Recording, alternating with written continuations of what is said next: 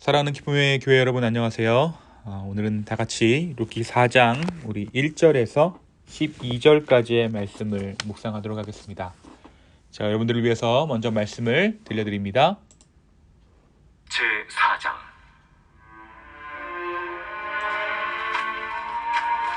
보아스가 성문으로 올라가서 거기에 앉아있더니 마침 보아스가 말하던 기업 물을 자가 지나가는지라. 보아스가 그에게 이르되 이리로 와서 앉으라. 그가 와서 앉으매 보아스가 그 성읍장로 10명을 청하여 이르되 당신들은 여기 앉으라. 그들이 앉으매 보아스가 그 기업 물을 자에게 이르되 모압 지방에서 돌아온 나오미가 우리 형제 엘리멜렉의 소유지를 팔려 함으로 내가 여기 앉은 이들과 내 백성의 장로들 앞에서 그것을 사라고 내게 말하여 알게 하려 하였노라. 만일 내가 물으려면 물으려니와 만일 내가 물으지 아니하려거든 내게 고하여 알게 하라. 내 다음은 나요 그 외에는 물을 자가 없느니라. 그가 이르되 내가 물으리라 하니 보아스가 이르되 내가 나오미의 손에서 그 밭을 사는 날에 곧 죽은 자의 아내 모압 여인 루색에서 사서 그 죽은 자의 기업을 그의 이름으로 세워야 할지니라. 하니 그 기업 물을 자가 이르되 나는 내 기업에 손해가 있을까 하여 나를 위하여 물으지 못하노니 내가 물을 것을 내가 물으라. 나는 물으지 못하겠노라 하는지라. 옛적 이스라엘 중에는 모든 것을 물으거나 교환하는 일을 확정하기 위하여 사람이 그의 신을 벗어 그의 이웃에게 주더니 이것이 이스라엘 중에 증명하는 전례가 된지라. 이에 그 기업 물을 자가 보아스에게 이르되 내가 너를 위하여 살아. 하고 그의 신을 벗는지라. 보아스가 장로들과 모든 백성에게 이르되 내가 엘리멜렉과 기륜과 말론에게 있던 모든 것을 나오미의 손에서 산 일에 너희가 오늘 증인이 되었고 또 말론의 아내 모압 여인 룻을 사서 나의 아내로 맞이하고 그 죽은 자의 기업을 그의 이름으로 세워 그의 이름이 그의 형제 중과 그곳 성문에서 끊어지지 아니하게 하매 너희가 오늘 증인이 되었느니라. 하니 성문에 있는 모든 백성과 장로들이 이르되 우리가 증인이 되라니 여호와께서 내 집에 들어가는 여인으로 이스라엘의 집을 세운 라헬과 레아 두 사람과 같게 하시고 내가 에브라스에서 유력하고 베들레헴에서 유명하게 하시기를 원하며 여호와께서 이 젊은 여자로 말미암아 내게 상속자를 주사 내 집이 다말이 유다에게 낳아준 베레스의 집과 같게 하시기를 원하노라. 이에 보아스가 룻을 맞이하여 아내로 삼고 그에게 들어갔더니 여호와께서 그에게 임신하게 하심으로 그가 아들을 낳은지라. 우리가 어제 말씀 가운데 룻기 3장의 말씀 가운데 룻이 시어머니 나오미가 행하라 한 모든 것을 행하고 집에 돌아와서 그가 행한 것들을 이야기해주는 그 장면으로 어제 말씀의 묵상을 마쳤습니다. 이와 같은 룻의 행동에 대해서 시어머니 나오미가 무엇이라고 이야기합니까? 3장 18절에 이에 시어머니가 이르되 내 딸아 이 사건이 어떻게 될지 알기까지 앉아있으라. 그 사람이 오늘 이 일을 성취하기 전에는 쉬지 아니하리라 하니라. 보아스가 이 일을 그러니까 룻과 결혼하는 그 기업 무르는 것을 성취하기까지 그가 쉬지 않을 것이다 라고 이야기해 줍니다. 마치 그 말이 보아스에게 들리기라도 한 것처럼 룻의 요청을 받고 그것을 성실하게 이행하겠다고 약속한 보아스는 즉시로 성문으로 가서 기업 물을 자 그 1순위의 사람을 기다립니다. 보아스는 성문에서 그 사람을 찾았습니다.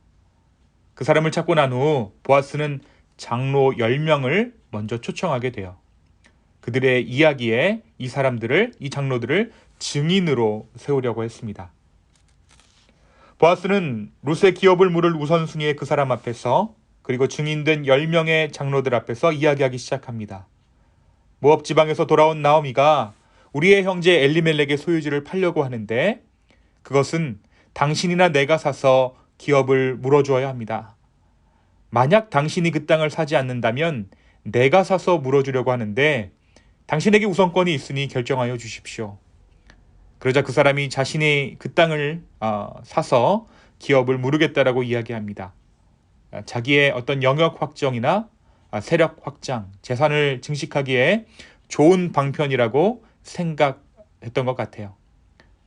그러자 보아스가 다시 엘레멜렉의 기업을 무른다는 것이 의미하고 있는 것이 어떠한 의미인지를 설명해 줍니다. 그것은 룻에게서 사서 그 죽은 자의 기업을 그의 이름으로 세우는 것임을 확인해 주었어요. 모세의 율법에 따르면 엘레멜렉이 죽은 다음에 그 기업은 두 아들에게로 상속되어야 했습니다. 그러나 두 아들 역시 말론과 기럨 역시 죽었으므로 다시 두 며느리에게로 상속되어야 합니다. 하지만 오르반은 모압으로 돌아갔으므로 결국 기업의 상속권은 룻 혼자서 갖게 되었죠. 룻에게서 살아라는 이 말은 바로 이 같은 맥락에서 나온 것입니다. 그런데 이 말 속에는 비단 기업을 사라는 뜻뿐 아니라 재혼을 해서라도 기업을 보존해야 하는 처지에 놓여 있는 룻까지도 건사해야 한다는 뜻이 담겨 있었습니다. 이런 속사정을 이야기해주자 그 사람은 그제서야 그 일이 자신의 손해가 되는 일인 줄을 알고 보아스에게 기업 물을 권리를 넘겨주었습니다. 엘레멜렉의 땅을 상속하는 것이 자신의 재산을 불리는 일인 줄로만 알았기에 상속한다고 했었습니다. 하지만 곰곰이 생각해 보니까 자기에게 손해가 올 수도 있는 일이었기에 그는 그 권리를 보아스에게 넘겨주기에 이른 것이죠. 룻의 시아버지의 재산과 함께 룻도 얻어서 아들을 낳게 되면 그 땅이 룻의 아들에게 상속되어 결국에는 자기 가문이 아닌 엘리멜렉 가문의 이름을 계승하게 되어 자신에게는 아무 유익이 없게 되기 때문이었습니다. 이러한 계산과 함께 그 기업물을 우선권을 가졌던 그 사람은 자신의 권리를 포기합니다. 결국 보아스가 그 권리를 받았고 장로들이 그 일의 증인이 되었습니다. 이 일에 증인된 장로들은 룻을 이스라엘을 세운 라헬과 레와와 같이 되기를 축복해 주었고 보아스에게는 에브랏에서 유명한 사람이 되기를 축복해 주었습니다. 그리고 실제로 룻과 나오미 사이에서 한 아들이 태어나게 돼요. 그의 이름이 오벳입니다. 사랑하는 여러분, 이것이 룻기 4장 1절에서 13절의 내용입니다. 오늘 말씀은 우리에게 무엇을 말해주고 있습니까? 보아스는 룻의 기업을 무르기 위해 최선을 다하죠.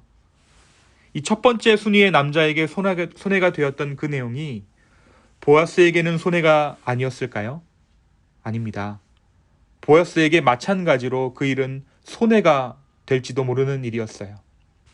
보아스가 이 남자에게 기업을 무른다는 것은 이러한 의미입니다 라고 재차 설명했다는 것은 그 역시 그 모든 것에 대해 먼저 생각했고 계산을 마쳤다라는 것입니다. 그리고 나서 이러한 손해가 있다라면 당연히 그 1순위의 사람도 자신의 권리를 포기할 것이다 라는 그러한 계산이 섰던 것이죠. 그래서 어떻게 합니까? 이 이야기를 진행하기 전에 먼저 장로 10사람을 소집해요. 그 사람들이 이 일에 증인되어 주기를 바랬던 것입니다.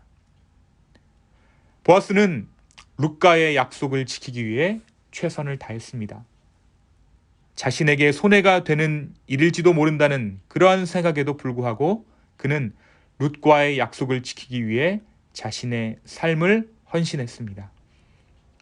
나오미가 어제 말씀 말미에서 이야기한 것과 같이 보아스는 그 일을 이루기까지 쉬지 않고 성읍으로 달려가 기업물을 우선순위의 남자와 담판을 짓습니다. 결국 그에게 상속된 것이 무엇입니까? 보아스라는 이름이 우리에게 남은 이유는 우리가 내일 본문 가운데 함께 나누겠지만 그의 자손을 통해 다윗 왕이 태어났습니다. 그는 왕족의 족보를 상속받은 것입니다. 한편 이 첫 번째 기업물을 순위에 있던 이 남자가 자신의 신을 벗음과 함께 포기한 것은 무엇입니까? 바로 하나님 나라의 그 기업물을, 그 권리를 포기한 것이에요. 사랑하는 여러분, 사명이란 이런 것입니다. 사명은 사랑이고, 사명은 헌신이고, 사명은 열정입니다. 보아스는 룻과의 사랑이 사명이었고, 그로 인해 헌신하였고, 그것을 위해 열정을 다했습니다. 우리에게 예수 그리스도를 믿는 것은, 예수 그리스도를 사랑하는 것은 사명입니다. 그것은 헌신이고 그것은 열정을 요구합니다. 그리고 그 사명을, 그 사랑을 사명으로 받아 우리가 최선을 다해 주님을 섬길 때에 우리는 보아스가 그러했던 것처럼 하나님 나라라는 것을, 하나님 나의 상속이라는 축복을 우리에게 허락해 줄 것입니다. 그 사명이 우리에게 하나님 나라의 상속이라는 축복을 허락해 준다는 것이죠. 하나님을 사명으로 사랑하게 되는, 하나님을 사명으로 정말 온전히 우리의 삶을 다해 따르게 되는 저와 여러분의 인생 되기를 예수 그리스도의 이름으로 축원합니다.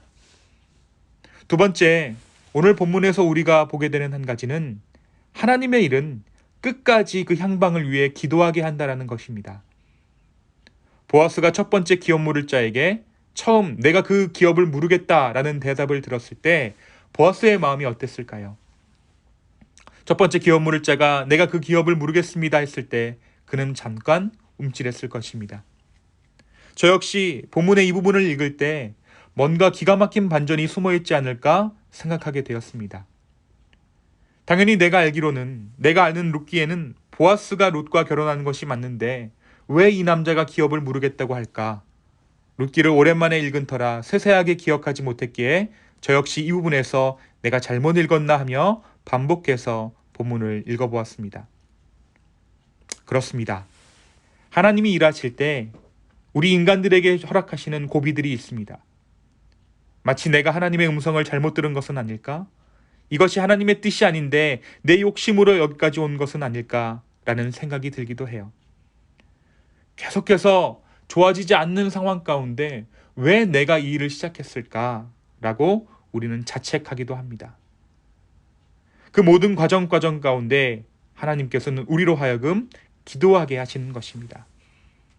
사실 이런저런 절차를 무시했더라면 보아스가 마음 먹고 서두르면 결혼은 할 수 있었습니다.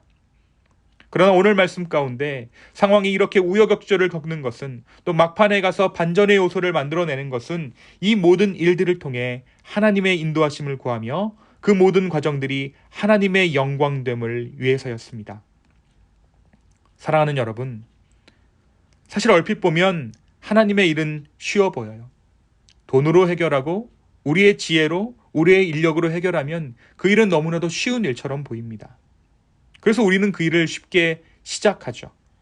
그러나 그 일이 시작되었을 때 정말 쉬워 보였던 그 일이 점점점 어려워지는 것을 봅니다.